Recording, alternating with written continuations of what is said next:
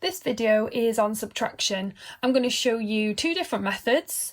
So I'm going to do the first one in the traditional way, and I'm going to do the second one in the traditional way and then counting back or counting on, because sometimes I think borrowing can become confusing when you're subtracting, and so we're going to look at not taking away but adding on to get up to the number that we needed to get to. So that'll be clear when we go through the second one. So the first one I'm just going to set up as a traditional subtraction because I know there's no borrowing to do. So we've got 86 take away 24. Make sure we've got our numbers in the correct places. That's really important.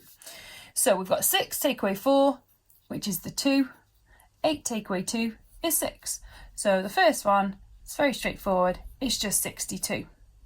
Okay, now the second one is a little bit more tricky. So I'm going to go through it in the traditional way first. So I'm going to do 72 take away 38. So what we've got here is we've got 2 take away 8. Now some people might think, oh, well, I can just switch it round and I could do 8 take away 2. You can't. You need to do it in the order that it says. So it says 2 take away 8. Now you've got to imagine if you've got two things. Okay, so I've got 2 pens there and I need to take 8 away. Well, I don't have 8 to take away. I've only got 2 to take away. So what you would do is you would go into the tens column and borrow a 10 from it. Okay, so you'd borrow 10 from it, which would bring 10 over to the units, which would make this number 12. I'm going to do a little visual demonstration in a minute so you understand how that works. And then what it means is I can do these subtractions. So if we've got, so I've got my tens and units, and I've got the number 72.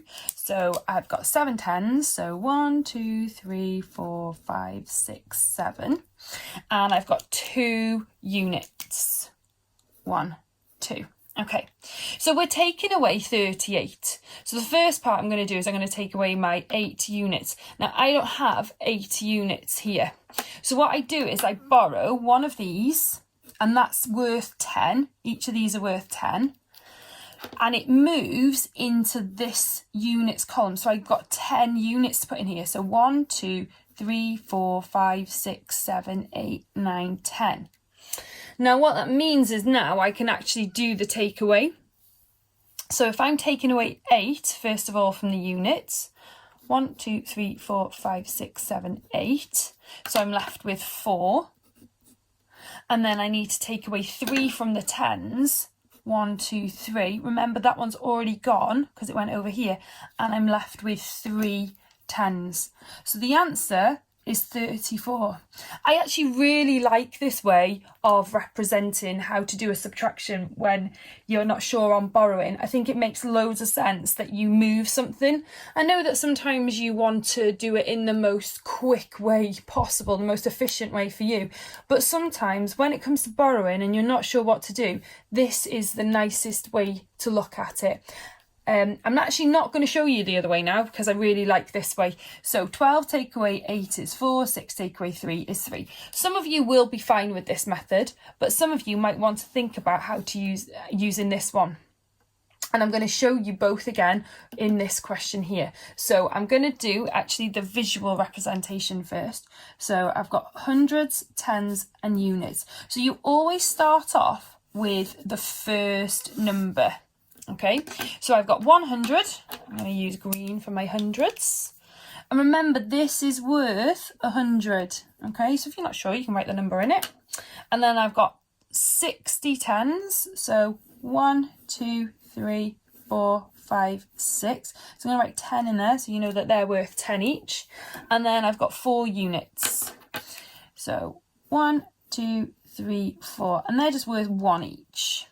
Okay. So now what are we taking away? We're taking away 86. So as we always do with any addition or subtraction, we're going to start with the units. So I need to take 6 away first of all. Right, I've only got 4. So what I need to do is I need to borrow one of the tens. So I'm going to cross that 10 out and I'm going to borrow it to over here. So now I need to add in 10 ones. So 1, 2, 3, 4, 5, 6, 7, 8, 9, 10. Okay, so they're my 10 that I've borrowed. And now I can take 6 away. So 1, 2, 3, 4, 5, 6. So how many are left with? 1, 2, 3, 4, 5, 6, 7, 8.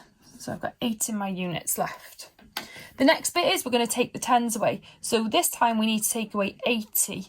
I've got 1, 2, 3, 4, 5 in there. Right, so I'm going to have to borrow for 100 from here. Now, this is where you need to be careful. I'm not going to put 100 in here. Okay, these are 10s. So you only ever move 10. So 1, 2, 3, 4, 5, 6, 7, 8, 9, 10. Remember, sorry, I've done them in the wrong colour. Remember, these are worth 10 each. So it's 10, 20, 30, 40, 50, 60, 70, 80, 90, 100, yeah? I'll just go over them in pink. Okay. So now I can take my 8 away. So 1, 2, 3, 4, 5. That one's already gone. 6, 7, 8. And what I'm left with is 1, 2, 3, 4, 5, 6, 7. Have I got any hundreds left? No. So that's a 0. Okay, so my answer is just 78. I'm going to make another video on this. So if you're still not sure, but you like this method, go and find that other video. If not, stick with the traditional way, which I'm going to go through now. So 164, take away 86. So 4 take away 6, I can't do. So I borrow from the 6, so it becomes 5. This becomes 14. 14 take away 6 is 8. 5 take away 8, I can't do. So I borrow from there, it becomes 0, and this becomes 15. 15 take away 8 is 7. Like I said, this is efficient and quick. However, it becomes tricky when there are zeros and you're not sure what to do. But this is a really nice method to understanding how to do the borrowing. So have a look at my other video if you want to see how to do this one some more.